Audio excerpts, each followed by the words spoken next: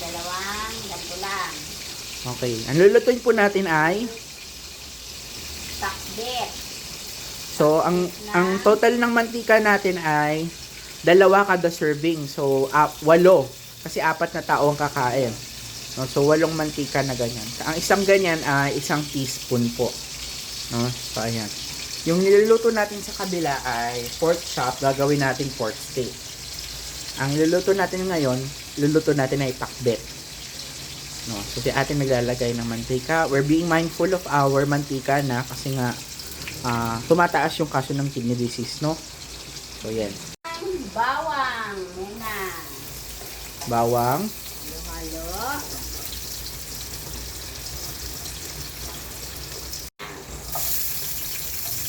Bango.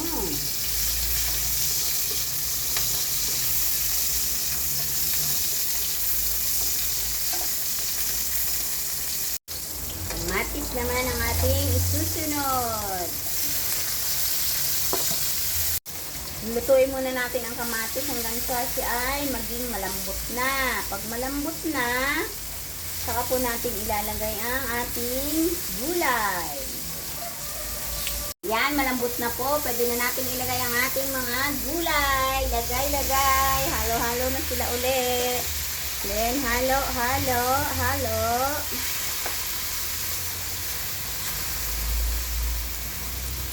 Para ang lasa, lagyan natin ng konting asin. Yan. Halo uli. Konting paminta para mas malasa. Ay katas ng bagoong alamang. Pangsamantala lang to. Pero ang lagi talagang ginagamit ay bagoong isda. Pero pwede na to kasi walang bagoong alamang. Ayan. Kunti lang. Baka umalat. Halo. So, hayaan po muna natin yan saglit dyan. Mamaya-maya, natin ulit. After 5 minutes. Bango. Sarap kumain. Mapaparami po ang inyong kain ito. Pag ganito ang niluto niyong ulam na pakbet ng Ilocano. Yes. Ayan, lagyan po natin ng konting tubig. Kalahating baso lang po para bawal baktisan marami. Yan. Okay na po yan. Halo-halo ulit. Tapos, maya-maya po, ilalagay na natin yung tomato paste. Lang. Tikman na po natin kung anong lasa. Sarap! Pwede na. Ayan po, malambot na. Ayan, lalagay na natin yung tomato paste. Hindi po yan sponsored. Ayan.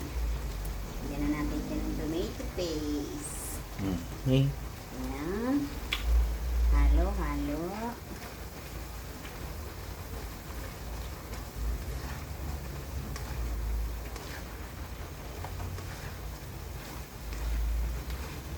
Halo lang, sama-sama lang silang magkulay. Medyo ko lang ng tubig, dagdagan natin na konti.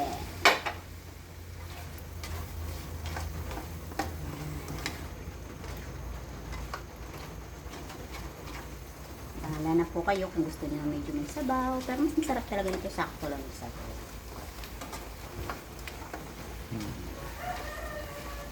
Yan, okay na. Sarap na. Lipat natin na konti.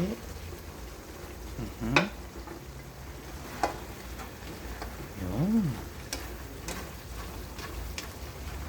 Tikim.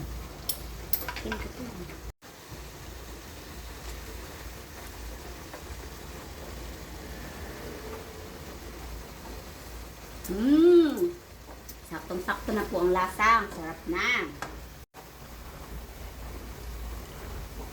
Sakto lang yung lasa. Manamis-namis na. Medyo matamis-tamis. Lasang-lasa yung tomato paste.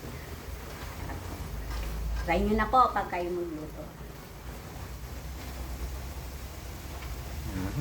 Mhm. Okay.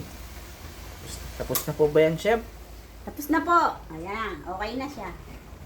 Okay. Next naman tayo sa beef stick. Pork stick yan eh. Ay, pork stick pala, hindi beef stick. Okay.